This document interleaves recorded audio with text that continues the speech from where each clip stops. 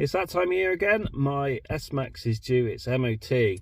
Now, last year it had an advisory for a rear offside anti-roll bar ball joint. So in this video, we are going to change that part. Now, I was planning on doing this in the summer, but because it's a job I've been putting off for a year now, and now my MOT is due next week. So we will get the part changed, which is one of these, also known as a drop link. Now I'm going to change both sides because it's good practice when changing any suspension component to do both sides. So the first job to do is to jack the car up. As you can see, I've jacked it up on the sill, and there's a little mark there to show you where to jack it up on. So next is take the wheel off. And first problem is Ford's famous wheel nut cover has come off the nut. And now the wheel nut cover is stuck in my socket. Fantastic. Right, so I'll just punch the cover out of the socket and then we can continue.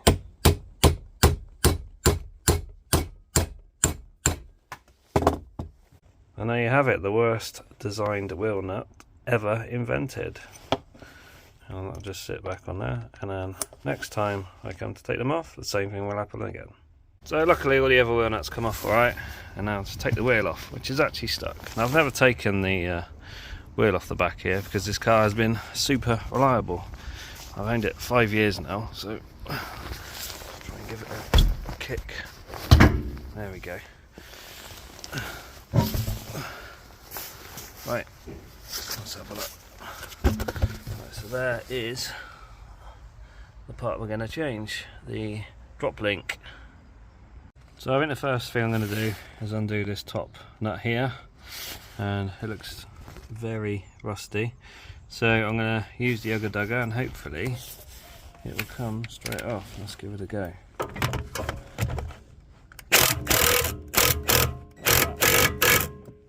Perfect.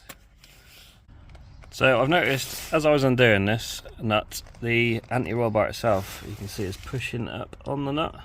So I've just gone and got this bottle jack here, just placed it under the hub.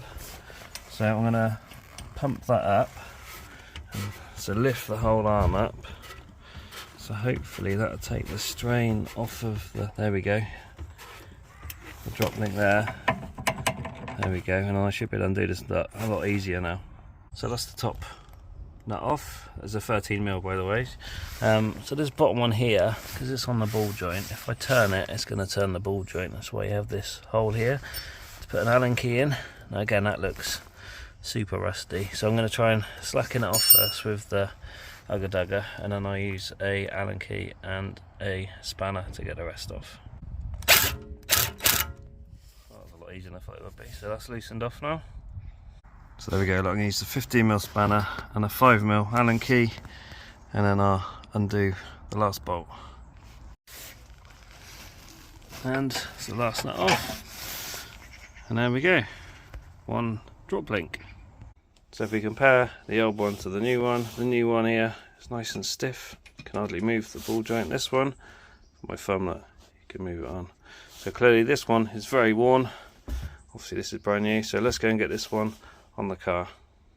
So I've just taken the nut off of that end and that rubber bush and the nut on there, as you can see on there. Now I'm just going to do it in reverse as I took the old one off.